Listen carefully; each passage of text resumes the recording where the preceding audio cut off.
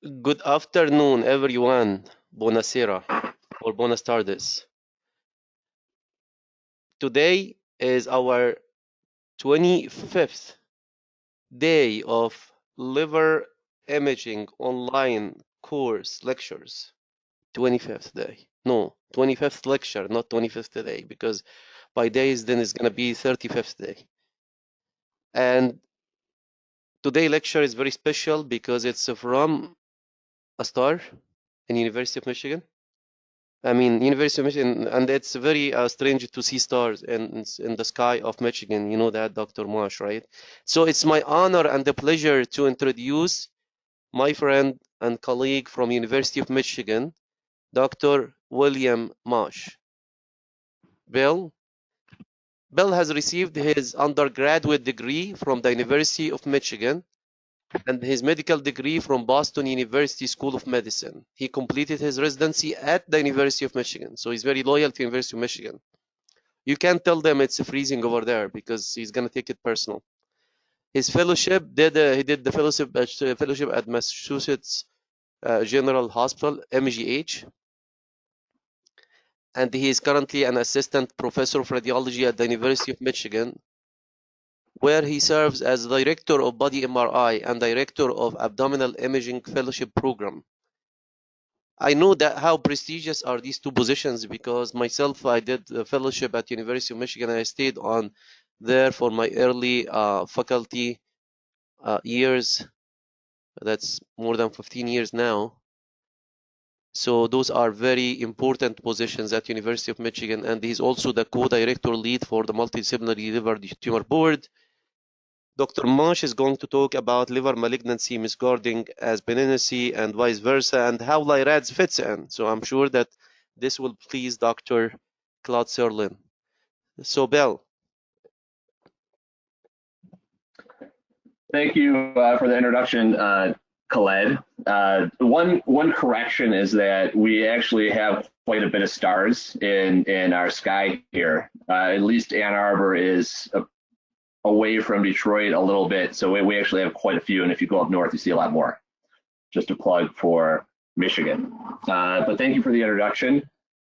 This is quite a nice way to lecture because I'm sitting here comfortably in my house and I have a cup of coffee and I'm in my comfortable desk chair. This is a first for me. I'm honored to be a part of this series, and so thank you to you and Bob for asking me. Anyway, in my talk today, I would like to show you, I plan to show you some sort of tough or difficult liver lesions where there would be the possibility of mischaracterization or misinterpretation. And as a radiologist, some of the biggest faux pas we can make are calling something benign malignant or calling something malignant benign. This is something we want to avoid. And I'm hopefully going to give you some tools for your toolbox. So if you're faced with some of these lesions, you'll be better prepared. All right, this is a two-part talk. In the first part, I'm going to focus on the importance of clinical context for liver lesion characterization. And in the second part, I'm going to focus on hepatobiliary agents. So part one, title is clinical context. Subtitle is really important. So clinical context is really important. And before we delve into the talk, I first want to show you 3 liver lesions here. And these are 3 arterial phase images in patients who do not have cirrhosis. All right, now 2 of these lesions are benign and 1 lesion is an HCC. And my question for you is, which lesion is HCC? Now, I've only given you the arterial phase images here. That's not fair to just give you that. So I'm going to give you the portal venous or delayed phases. And so you can see that the lesion on the left has very subtle washout appearance. The lesion in the center has no washout appearance. and the lesion on the right has washout appearance, and these are portal venous or equilibrium phase images from the respective examinations. So take a minute, decide which lesion you think is the HCC. We're going to go through some slides, and then we will circle back to this slide in a little bit. Now, here is the LI-RADS diagnostic algorithm as we know it. And in my training, I spent a lot of time with this on the side workstation next to me whenever I was characterizing liver lesions in patients with cirrhosis. It wasn't this version, obviously, it was LI-RADS 2014 back at that time. And now that I teach residents and fellows, I have them have this at their side workstation whenever they are characterizing liver lesions in patients with cirrhosis. And what that does, though, is one thing is in doing, and I love this algorithm. It works so well, and it is so helpful. But one of the things I noticed is that I have become laser focused on using it, that I can use it without even thinking anymore. I don't need to see the slide to use it in LI-RADS because I use it so much. It's just sort of second nature to me. But somewhat in that laser focusedness, sometimes it's easy to lose sight of some other things going on, and I'm going to share that with you right now. And obviously, I think everyone here knows that there are 5 major features of HCC, those being arterial phase hyperenhancement, which is the most important because, as you know, HCC is supplied by multiple neoarteries, and this is a requisite for diagnosis. The other major features of HCC are observation size. That makes sense, as the larger an observation is in a cirrhotic liver, the more likely it is to be malignant. And then non-peripheral washout, enhancing capsule appearance, and threshold growth. Now, again, everyone I'm sure is well versed in these. The thing that I want to share with you is that sometimes you can get so laser focused that arterial phase hyperenhancement and washout becomes synonymous with HCC, which is not always the case. And take, for example, this case here. So here we have a lesion in the right hepatic lobe, and we can hardly see it on the pre-contrast T1 in and opposed phase images.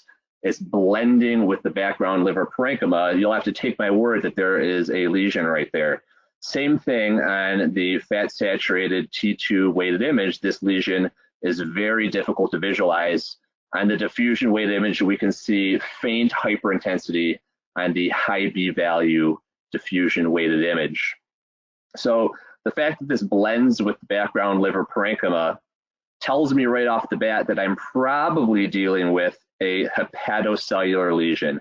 I'm probably dealing with some sort of lesion that is derived from hepatocytes because it looks like hepatocytes on these background images. And once I know that I'm likely dealing with a hepatocellular lesion, there are not that many. There's really just 3 of them: adenoma, focal nodular hyperplasia, and HCC. So I have a very few number of lesions that I'm working with. Now, when we give contrast, we can see that this lesion has pretty brisk arterial phase hyperenhancement. We see washout appearance in the portal venous phase, and then when this was interpreted initially, the person interpreting it said there's peripheral enhancement there, that is a capsule. Therefore, this has arterial phase hyperenhancement, washout, and a capsule. This patient does not have cirrhosis, so I'm not going to apply the LI-RADS criteria, but this is very suspicious for an HCC because it has all of the major features that one would think of. Obviously not threshold growth because we don't have a comparison to know if it's grown or not, but this is suspicious. And it was inferred that this is likely an HCC. Unfortunately, this patient went to have a wedge resection, and the diagnosis was focal nodular hyperplasia and not HCC. And the thing I'm trying to get at here is that the interpreter was so laser focused on washout, arterial phase hyperenhancement, and capsule that the person sort of forgot that these imaging features can be seen in other lesions, particularly in patients who don't have cirrhosis, who are not at risk for HCC. arterial phase hyperenhancement and washout is actually seen in a substantial number of adenomas. One series reported 58% of the adenomas they had arterial phase hyperenhancement and washout. That seems a little high, but that's still a substantial amount. And even a substantial minority of focal nodular hyperplasias had arterial phase hyperenhancement and washout in one series. So this is an important slide from the LI-RADS core document. It's page 6 of the LI-RADS core document, and this is what elaborates the inclusion and exclusion criteria. So the patients that we want to use LI-RADS for and the patients we don't want to use the LI-RADS diagnostic algorithm for. And so the patients we want to use LI-RADS for, as I'm sure many of you know, are patients with cirrhosis, patients with chronic hepatitis B virus infection and no cirrhosis, and patients with current or prior HCC. Now, the exclusion criteria, this patient I just showed you would obviously be excluded from using the LI-RADS algorithm, are patients without the above risk factors, pediatric patients, patients with cirrhosis due to congenital hepatic fibrosis, and patients with cirrhosis due to a vascular disorder. Now, let's drill down on this lesion and look at a couple other things. What are some additional considerations that could have helped us at the time of interpretation that we might have wanted to notice or think about? First is the clinical history. The clinical context of this patient is that this patient is a young, healthy patient with no known liver disease in his or her young 20s. And I think this was actually a woman, so we'll call it her young 20s. Now, we know that a patient such as this, it would be very rare to have to develop HCC or to have HCC in such a patient. However, FNHs or adenomas are not an uncommon occurrence in patients with this sort of background or profile. So right off the bat, we know that we have just taken all comers. This patient is much more likely to have a benign lesion than a malignancy. Next, I want you to look at washout, because this is a very atypical sort of pattern of washout appearance. We can see that the washout appearance is most apparent on the second post-contrast image here, and the second post-contrast image is actually a delayed hepatic arterial phase. You can see that there is still no contrast in the hepatic veins. In the portal venous phase, the washout is less apparent, and in the equilibrium phase, the washout is no longer even really there. And so this would be an atypical sort of pattern of washout for an HCC. When using extracellular agents in MRI, the washout tends to become, for an HCC, tends to become more apparent the longer time goes on. So usually it's in the very delayed extracellular phase, 3 minutes, that we see washout being most apparent, and this is sort of the inverse of that. So that should raise a flag when looking at this lesion. Lastly is what was deemed capsule appearance in this patient. So the capsules associated with HCC imaging should be smooth, uniform, and sharp. And if we look at the halo of enhancement around this, it's not very smooth. It does not have sharp margins, and it is not uniform in length, in width along the periphery of the lesion. So this is not something that we should actually call a capsule. Now here is, for comparison's sake, on the left side of the screen, we can see an actual capsule, and we can see that it is very well delineated, has very sharp margins, and it is uniform in thickness all the way around. Here is our patient. This sort of peripheral area of enhancement around it does not have those typical capsule features that we want to see in an HCC. So therefore, we don't want to call this capsule appearance in this patient. And actually, I think what is probably going on here is FNHs tend to be harder lesions. They're filled with fibrosis and tightly packed cells. And if you're a liver surgeon and you're palpating the surface of a liver in a patient that has an FNH along the capsule, that FNH will feel like a little rock underneath the otherwise watery and soft liver surface. And so these are hard lesions, and sometimes what they can do is they can exert a little bit of pressure on the hepatic sinusoid surrounding the actual lesion, and it can result in these strange perfusional phenomenon which can sort of mimic a capsule, which is what I believe is occurring in this patient. Now let's look at another patient. Like the patient I just showed you, this patient does not have cirrhosis, but different from the first patient I showed you. Rather than being young and in the 20s, this patient is old and in the 7th or 8th decade of life. There is a lesion in segment 8 near the liver dome. You can see it here on the pre-contrast imaging, and this lesion is pretty hyperintense on both the T2 and high B value diffusion weighted images, which you can see right here. When we give contrast, we can see that the lesion is hypoenhancing, or who knows if it's even enhancing at all in the arterial phase. And as time goes on, we can see that there is sort of this delayed fill or delayed enhancement. It does enhance, but it's sort of this slow progressive enhancement type of picture. Now, it's kind of funky. This is not the enhancement that we would typically see with a hemangioma, right? When we're characterizing a hemangioma, we want to see peripheral, discontinuous, nodular enhancement with centripetal fill, and we'd like to see it ideally paralleling the blood pool. That's not happening here. So we don't see that definitive hemangioma enhancement to make a diagnosis. So I'm a little confused on what to do. And at this point, what we do is we do what any good radiologist would do, and that is look at the prior imaging.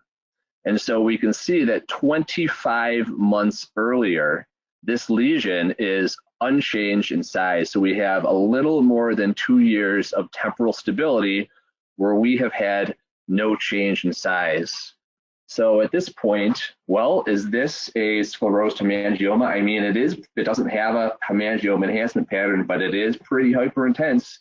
And T2 weighted imaging, I will postulate that. However, unfortunately, that was not the diagnosis in this case. The diagnosis here was HCC. Years later, this is that same lesion. You can see it's grown to nearly take up the almost the entirety of the right hepatic lobe. And you can see there's large volume tumor thrombus or tumor in vein throughout the right portal venous system, extending into the main portal vein. I personally have trepidation anytime I'm considering a diagnosis of sclerosed hemangioma for this exact reason, is that you can end up with a bad outcome such as this. I either call a definite hemangioma based on enhancement pattern, or I have an indeterminate liver lesion. So let's recap what I have shown you here. I showed you one lesion that looks like an HCC. It has arterial phase hyperenhancement and washout, and these are worldwide considered the hallmarks of HCC, but this lesion was not an HCC. I showed you a second lesion that did not look anything like an HCC. It did not have any major features of HCC, but it was an HCC. So what do these two patients have in common? Well, first, neither patient has cirrhosis. Neither patient has chronic hepatitis B virus infection, and so neither patient is a patient that we would apply the LI-RADS diagnostic algorithm to. The key difference here is clinical context. The first patient is a very young patient and has a very low risk of developing hepatic malignancy. The second patient is elderly, and we know that as time goes on, even in the absence of risk factors, we become at higher risk for malignancy in general. So again, clinical context is the important difference. Now, importantly, when we look at page 6 again, I want to focus on these exclusion criteria. So just because a patient falls into this category of not having the LI-RADS applied to their liver lesions, it does not mean they are not at increased risk for HCC, and it does not mean that they can't develop HCC. Now, for example, take patients with Fontan-associated liver disease. These are patients that we do not apply the LI-RADS diagnostic algorithm to because these patients develop cirrhosis due to what we consider to be chronic congestive hepatopathy and poor cardiac performance. They develop liver disease and cirrhosis, but it doesn't mean they don't develop HCC. Take, for example, this patient in the mid-30s who has Fontan-associated liver disease and a huge mass in the right hepatic lobe. The mass has regions of arterial phase hyperenhancement that is non-peripheral, and it has non-peripheral washout. This is an HCC.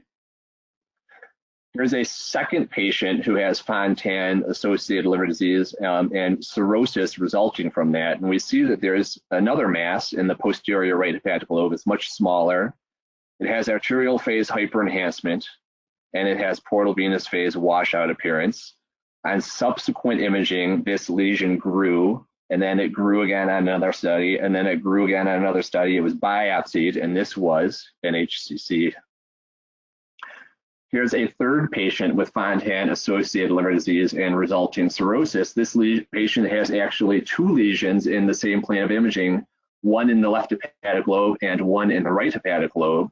And both of these have arterial phase hyperenhancement, and both of these have washout appearance. However, both of these lesions are benign. These were benign hypervascular regenerative nodules that actually disappeared on subsequent imaging studies. And so my point here is that just because a patient falls into this do not apply LI-RADS category does not mean they cannot develop HCC.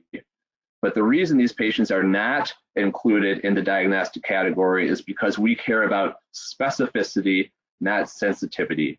In patients like this, the LI-RADS diagnostic algorithm has low specificity for the diagnosis of HCC, and that's why we are not including them.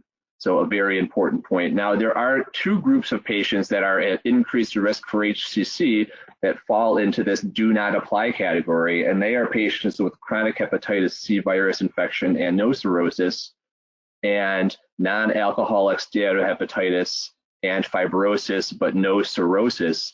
These patients are at increased risk for HCC, but we are not currently applying the LI-RADS algorithm to them.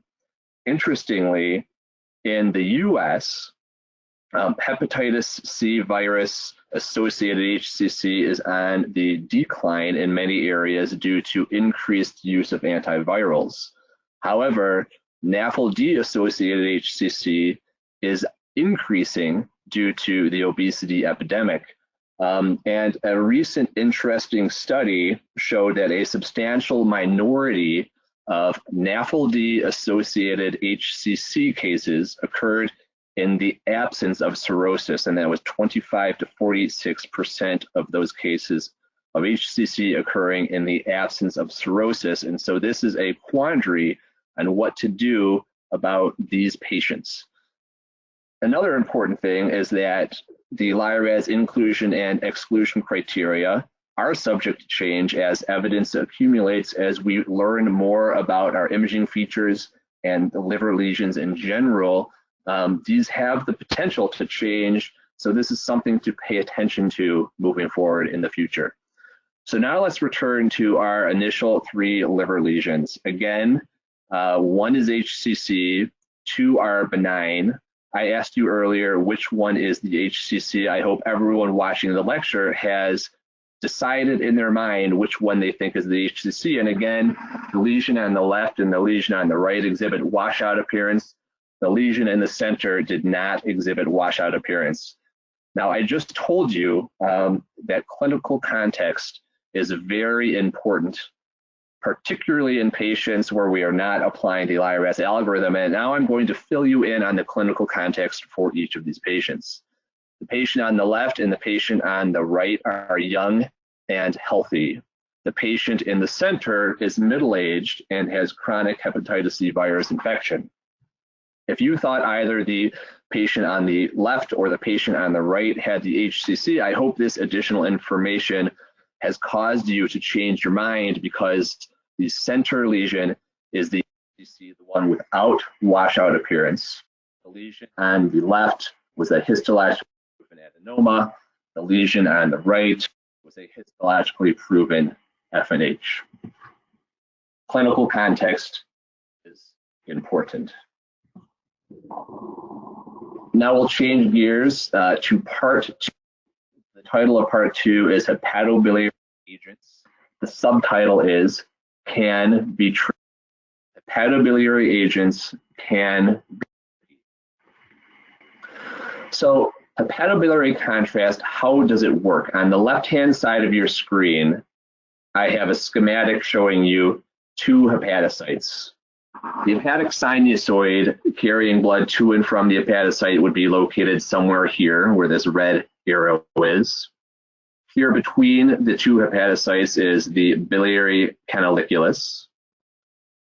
Here within the cell membrane of the hepatocyte is the organic anionic transporting polypeptide, also known as the OATP molecule.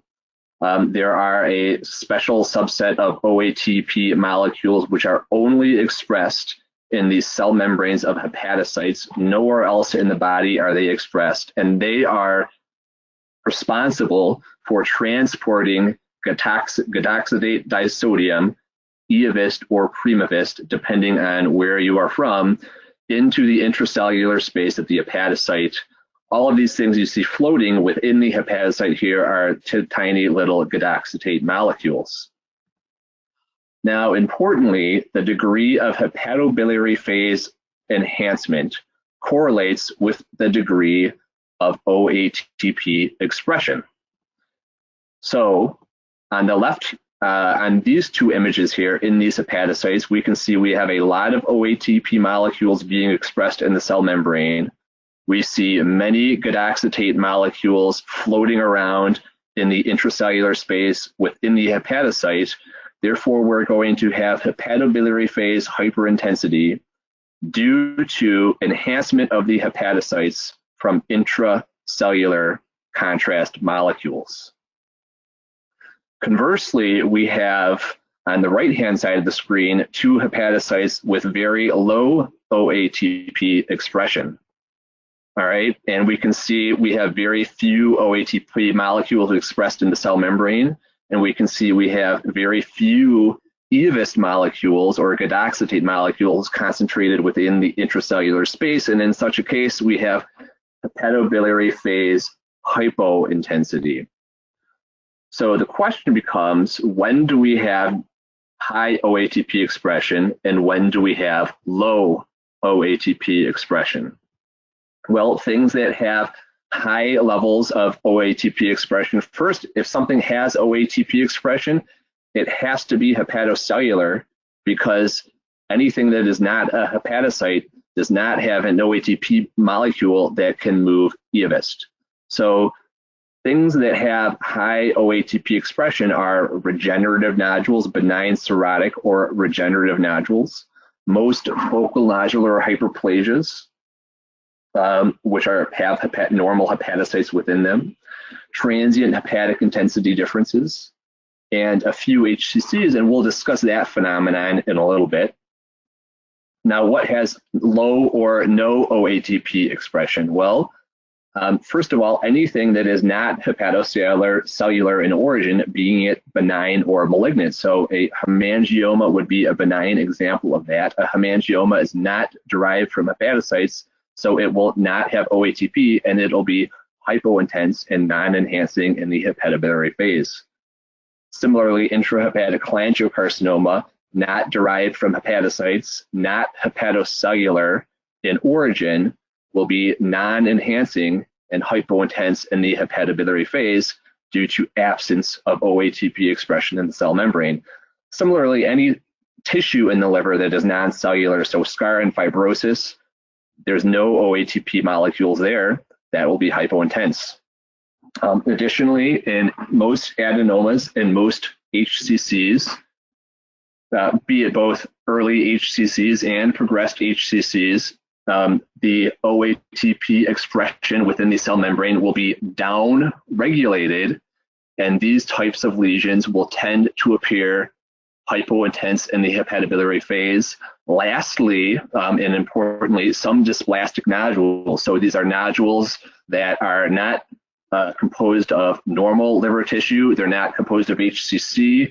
They're sort of at an intermediate step in between during multi-step hepatocarcinogenesis, but have the potential to become HCC in the future.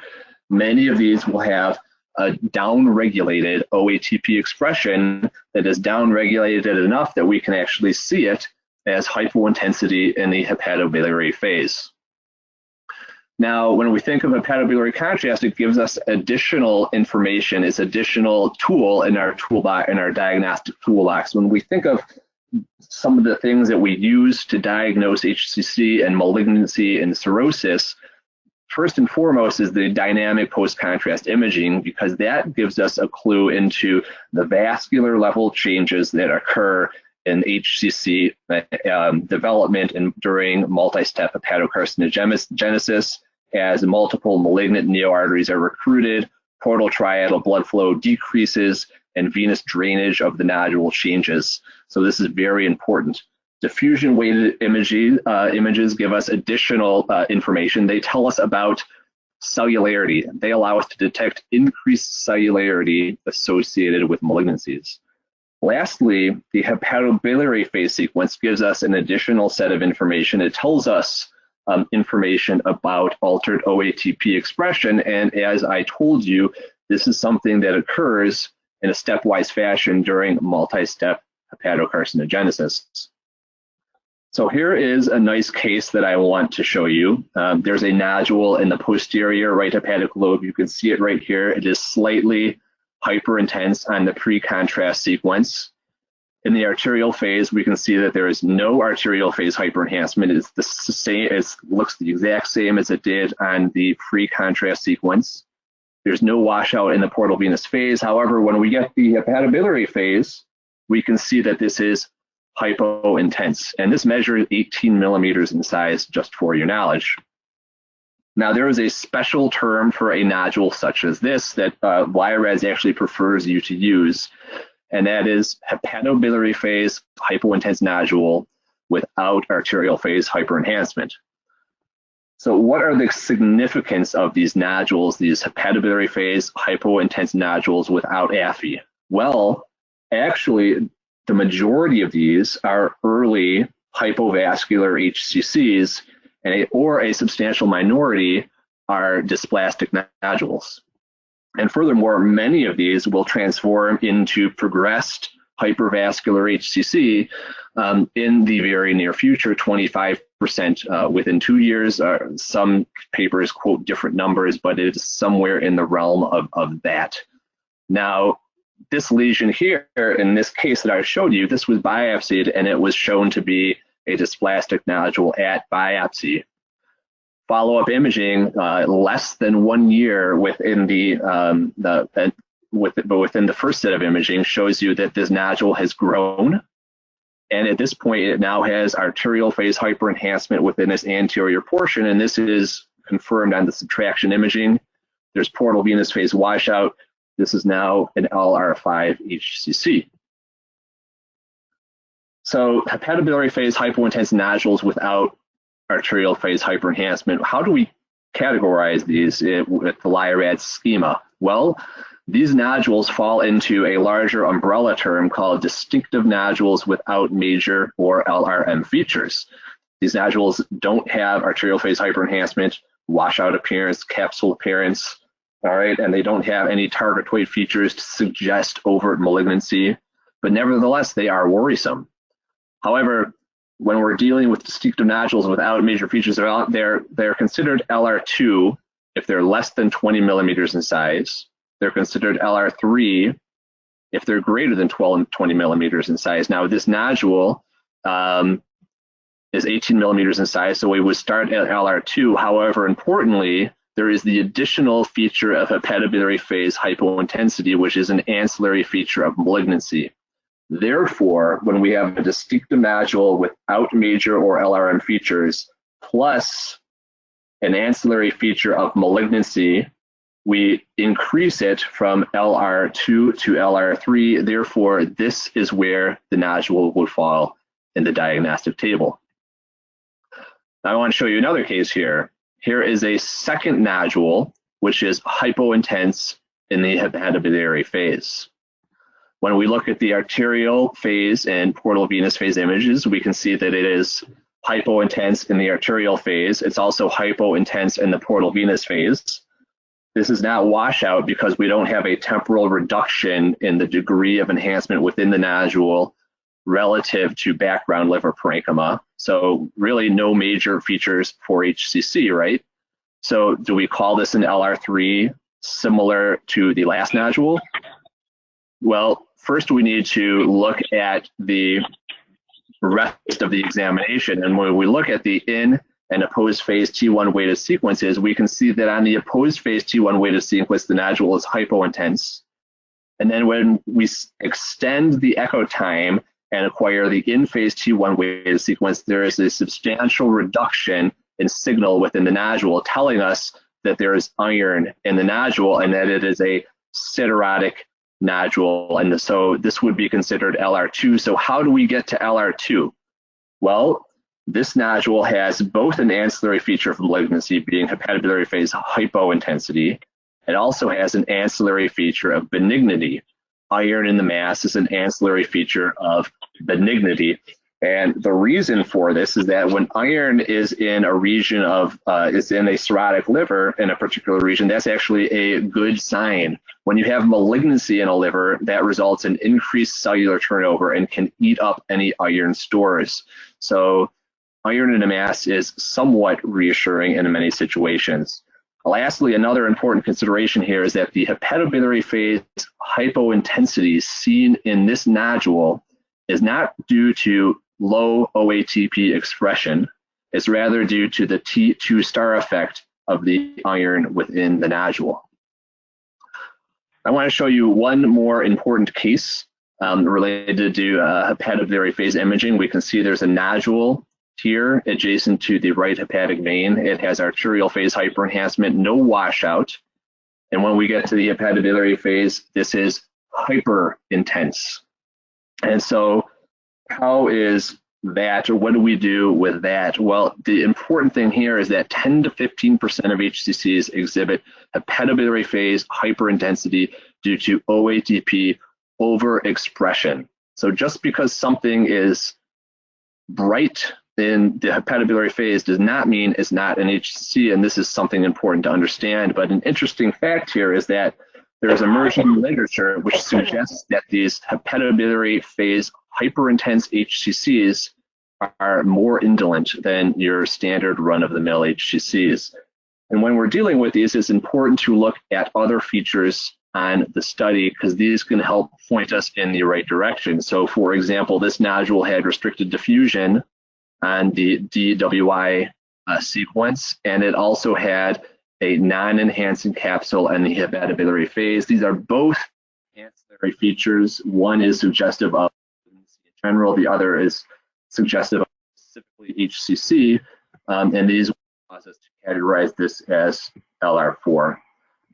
One important fact is that, and I think people confuse this, is that hepatobiliary phase hypointensity is an ancillary feature of malignancy. Hepatobiliary phase isointensity is an ancillary feature for benignancy. However, hepatobiliary phase, so what have I shown you here? So I've shown you that reduced OATP expression within a hepatocellular lesion is usually a bad thing in patients at risk for HCC. But I showed you in one lesion, it was bad. It was a pre-malignant lesion that rapidly became HCC. And then I showed you another lesion in which it was benign. Next, I showed you that preserved OATP expression within a hepatocellular lesion is usually good in patients at risk for HCC. But then I showed you an HCC which had high levels of OATP expression. So there are confusing findings either way you look at it, and what can help us here is looking at other imaging features. Our top nodule, the first one, which was a hepatobiliary phase nodule without arterial phase hyperenhancement, had no other ancillary features. The benign nodule had iron in it, and the HCC had the additional features of restricted diffusion and non-enhancing capsule. So it's important to incorporate all features when we're sort of looking at characterizing nodules, not just looking at the hepatobiliary phase features. All right, take-home messages. Number one, clinical context. is crucial for appropriate characterization of liver lesions. First, we needed to decide whether or not we're going to apply the LI-RADS algorithm, but even after that decision is made, clinical context can further refine our differential in how we interpret or characterize a liver lesion. Number two is mechanistic understanding of hepatobiliary agents is helpful for appropriate hepatobiliary phase interpretation. And when we're interpreting the hepatobiliary phase, we need to interpret it within spectrum of the MRI as a whole and looking at all of the morphologic and imaging features of the lesion to come to the best diagnosis. Again, thank you, Khaled, thank you, Bob, and all of the LI-RADS people for allowing me to give this talk. And that is it.